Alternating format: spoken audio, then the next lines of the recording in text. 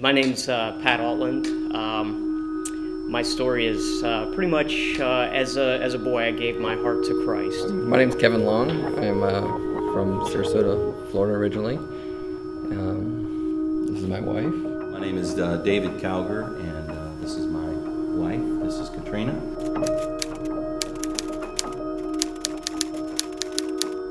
As I grew up and got into my teenage years, I realized, I eventually had walked away from God. We had tried to have a baby a year or two sooner, and we lost at a miscarriage, and then we thought we were done. So when we found out we were pregnant, at the later life, I should say, we were surprised for one to be pregnant. It started off as a friendship, and that's how we met, and we've been together. We got married May 19th, 1984. The things that I went through, I ended up with a drug and alcohol addiction.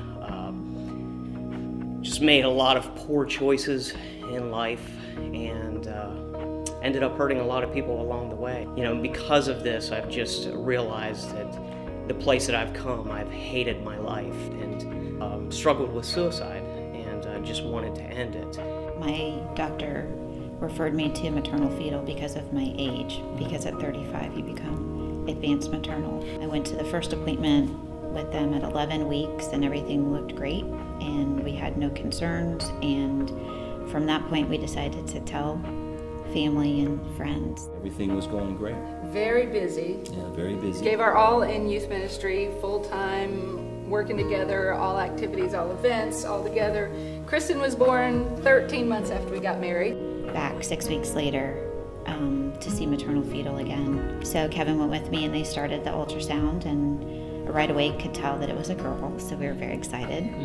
And then she went on further with the ultrasound, and it was very quiet, and you could just tell from the manner of the technician doing the ultrasound that there was something wrong. I had a friend that I worked with, and his pastor actually were monumental in helping me turn my life around, and they really showed me the compassion of Christ and reached out to me. So in 1997 I recommitted my life, and I didn't realize at that time how that decision I made, how it had impacted my life. I wanted to be a godly man, I really did, and I wanted to be the best youth pastor that I could be for God. I wanted to be a great daddy for our girls, and so I really worked hard at it, and I worked maybe sometimes a little bit too hard.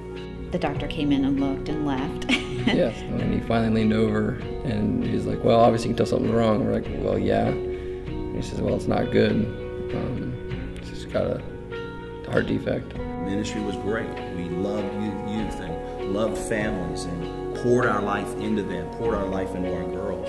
Yeah, our kids are awesome and wonderful, and we should do everything we can for them, but honestly, when they're gone, like, we're what's left.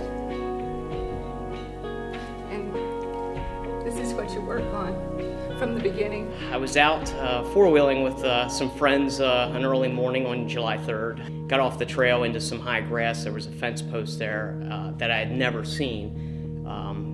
I had hit it and was thrown off my bike, and ended up landing on an old steel car wheel. There was a stump there, and had broken my back. I went to get up. I realized my feet were going numb, started to feel the numbness crawling up my legs. The severity of her defects is so extensive that there's no cure, there's no fix. She'll never be normal. She'll never have a normal heart. So they strongly encourage termination. And obviously we went home, and I will be honest, it definitely made us question. My first thought was no, but as you got into it, nothing was looking good. Every decision I had to make was totally based on what were my kids needing or what was my husband needing. I couldn't get up when I wanted to. I couldn't make the food that I wanted to make for me. I couldn't, it was, looking back, it was extremely selfish, but at the time, I felt I was owed something. My attempt at controlling my life was finding friendship outside of my marriage. I knew that there were little things that were changing, and they weren't toward me. I found a guy who was my choice outside of what God had given me. So I went to yell for help, riding in a group of friends, and realized I had no air. I had collapsed my left lung, and I couldn't breathe. So at that moment, I had realized that this was pretty serious. The defects all together, she has about 6 recognized heart defects, but basically the most severe is that she is a single ventricle baby. The guy bought me a cell phone, and that was so that we could text and call, and it wouldn't be traceable. My daughter came to me and she gave me the phone, and I saw what was written. It crushed me. It crushed me to the point that everything that I'd ever known about my family and my relationship, there wasn't any life anymore. So it was difficult to try to even imagine that I'm going to have to make some decisions because I didn't want to have to make those decisions.